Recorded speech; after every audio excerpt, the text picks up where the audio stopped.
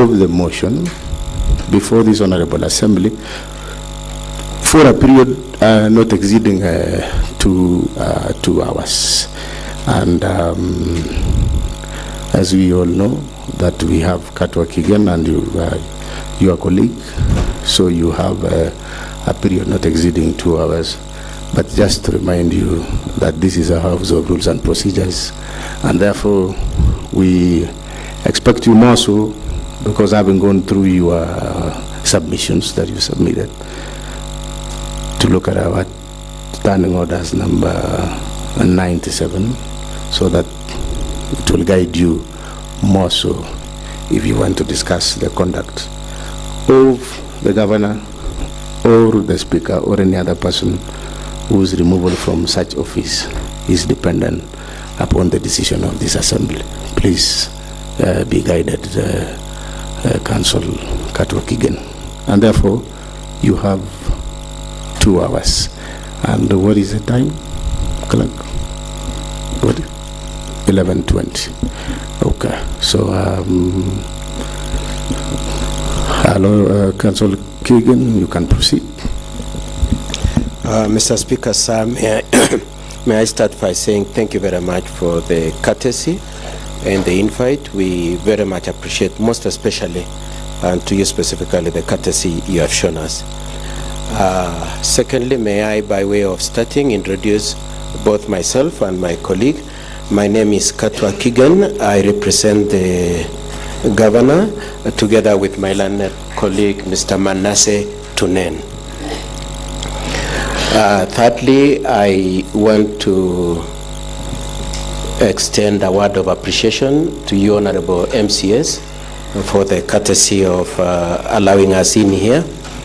And I would also like to say that if I say anything in the defense of His Excellency, it is specifically and solely out of my instructions, or rather our instructions, to defend His Excellency. It has nothing to do with the respect we have for you. And may I just emphasize that we have the highest possible respect for you as MCS and as the Speaker.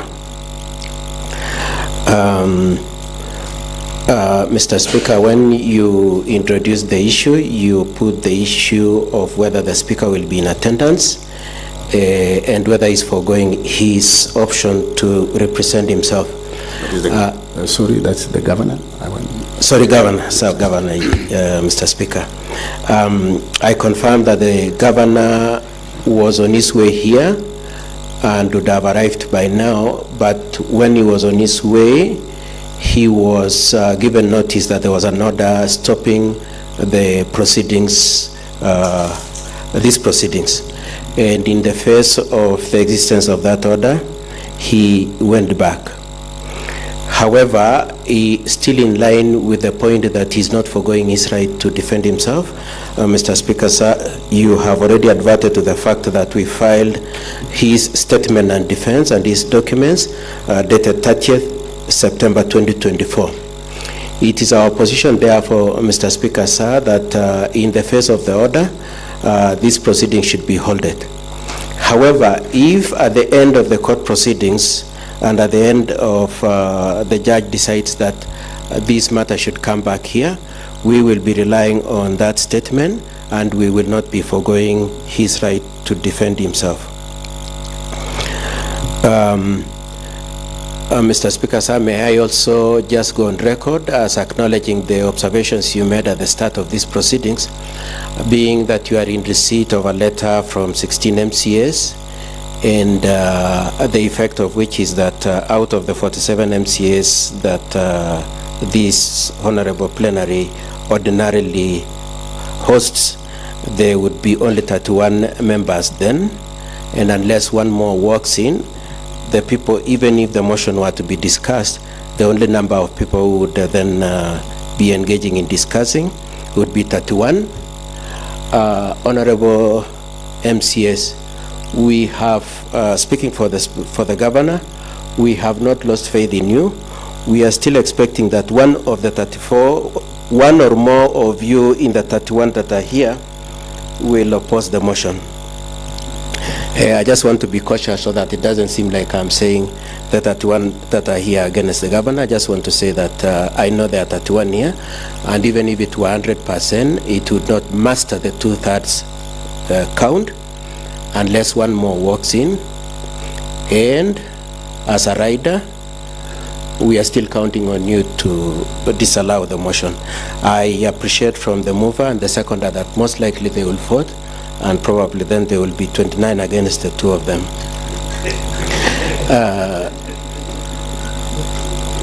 Mr. Speaker, sir, having then done that introduction, I just want them to emphatically place on record our situation on behalf of the governor, being that there is an order made by the court this 2nd day of October. The hard copy of that order has been served on the assembly and on the office of the clerk. The soft copy has also been served by email. And out of caution, because we don't know how, Mr. Speaker, you will proceed with the issue, we just want to be on record also saying that we have served the order to the email of the Speaker, mutai@gmail.com, and we've served it also on the county assembly at email kcoassembly@gmail.com. Mr. Speaker, sir, we have also served the order. We have also notified the clerk and given him a copy of the order on WhatsApp. And so we just want it to be as emphatic as possible that the existence of an order is there, and if we were to proceed, we would be proceeding by choice of disobeying the order, not for lack of knowledge of its existence. Now, I appreciate that you honorable members of the county assembly, by reason that probably you had sat before that order was brought to your attention, might not know the contents, and so I just want to say something about its contents. The first one is that it is an order that was issued this morning, 2nd of October 2024.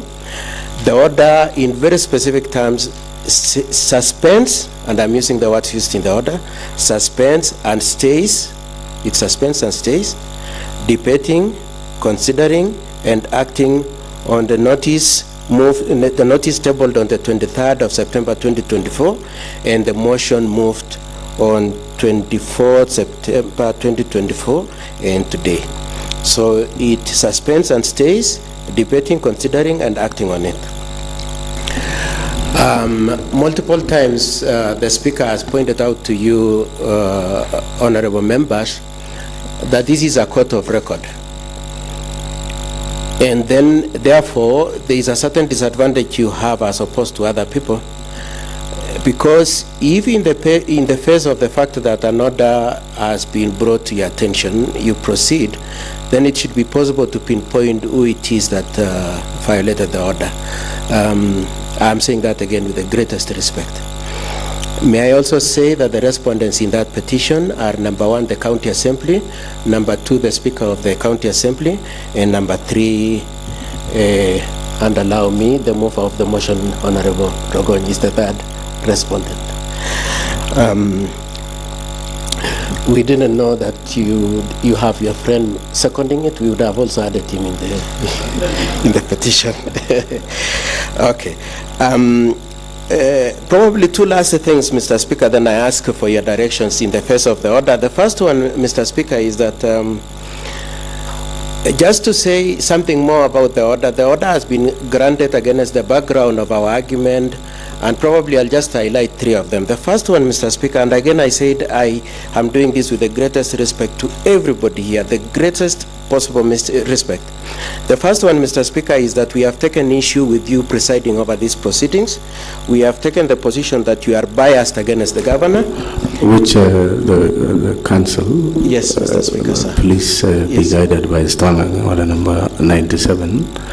As I told you, you are free to say that, but not in this house, because of our standing orders are very clear, unless there's a substantive motion to discuss the conduct of the Speaker. For today, let me remind you, we have a substantive motion for the removal of the governor.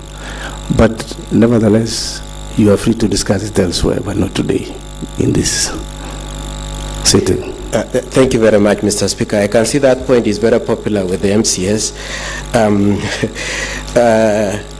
I wasn't discussing it so much to put you on in issue, Mr. Speaker. I was pointing it out more for the benefit of the MCS to appreciate the issues that have been raised in court. And so it's not so much that I'm asking that your character or your person be an issue. I'm just saying the basis or the issues we took to court and upon which we persuaded the court to give us the orders. Mr. Speaker, sir, you will also notice that that is an issue we've raised also in our defense dated 30th September 2024. In the face of the fact, Mr. Speaker, sir, that I have pointed out to you that I am highlighting it in the context of what is in court. I don't know whether you still are opposed to my... Order, Councel. Yes. You know, the court order purported that you are speaking about is the one that I haven't received, or before we started this session. By that time, we had not received, and we are being told actually your people or your agents delivered them at 10:24 a.m. And therefore, I remember, as I said earlier, that is the schedule. There is the House Business Committee that schedules all these things. By the time we schedule this business and commence at the sitting, this has not been brought to our attention, and therefore we cannot be able to continue discussing about the court order. And now I throw back the ball to you. You have a choice to continue with the defense of the governor, or you stick by the court order that you have alluded that it is there, which from where I sit, we haven't received and admitted it to be discussed or to be part of the proceedings. Let it be on record, so that let it be on record as a house. So, Council, you have two choices: either to proceed with the defense of the governor, or you stick with the court of that there is existence of court order that you have. It has been delivered, as you put it, by choice. Is it? Thank you, Mr. Speaker. Yes. May I say, there is of course the third choice of how I will use the 2 hours you've given me. Mr. Speaker, sir, one of the grounds for seeking the impeachment of His Excellency the Governor is that he is liable for doublespeak. We contested that, and we have shown why our position is that it is not true.